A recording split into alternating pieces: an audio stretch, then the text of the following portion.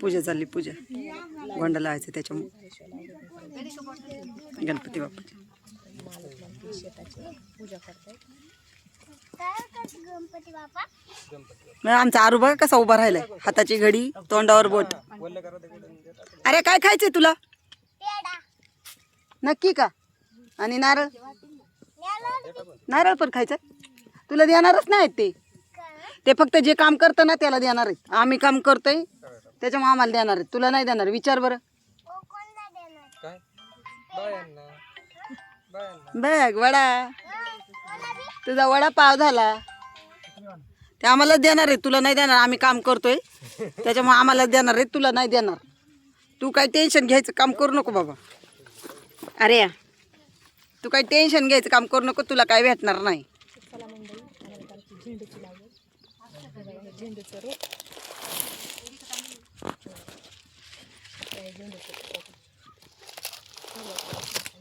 भाभी तू का अशी बसली ग?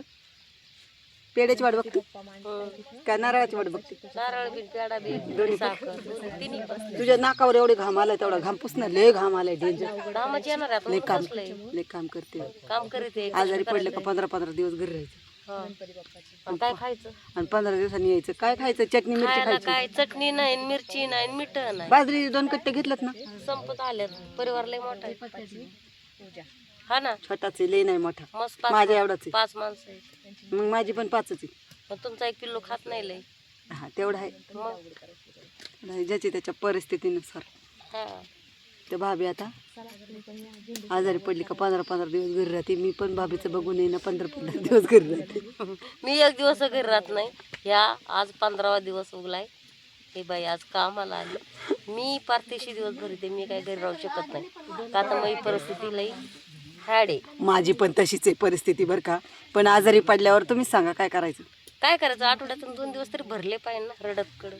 हा पण एवढ्या ऍडमिट असल्यावर माणूस येऊ शकतं का कामाला? ऍडमिट असल्यावर नाही यायचं. पण काय करायचं? रात्रीच ऍडमिट असं दिवसभर कामाला यायचं. बघा आता ही बाई किती अवघड आहे.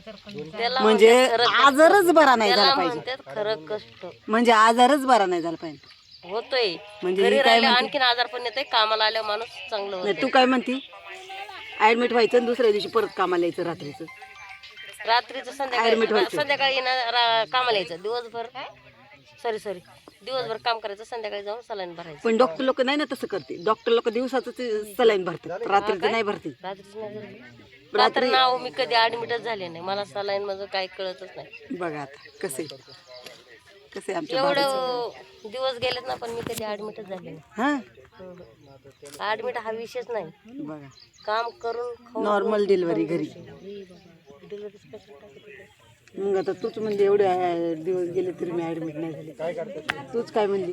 बघा आता कधी म्हणजे आजारी नाही पडत अशी मी म्हणले. हेच चुकली बघितलं का बोलताना. कधी मी आजारी नाही. आणि मला ना खाऊन पिऊन तंदुरुस्त आहे, चांगली आहे, धट्टकट्टक काम करते, कचा राहते, कधी आजारी पडत नाही. रुपयाची गोळी माहिती असं नको म्हणू, नजर लागेल.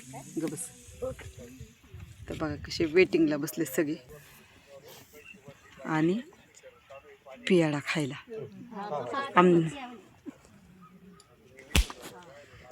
एका फटक्यातच नारळ फुटला, बघितलं का? उभाच फुटला, किती पाणी निघले बघा. पहिली सुरुवात श्री गणेशाने करायची असती, त्याच्यामुळे नारळ फोडला आणि गणपती बाप्पाला नारळ फोडला.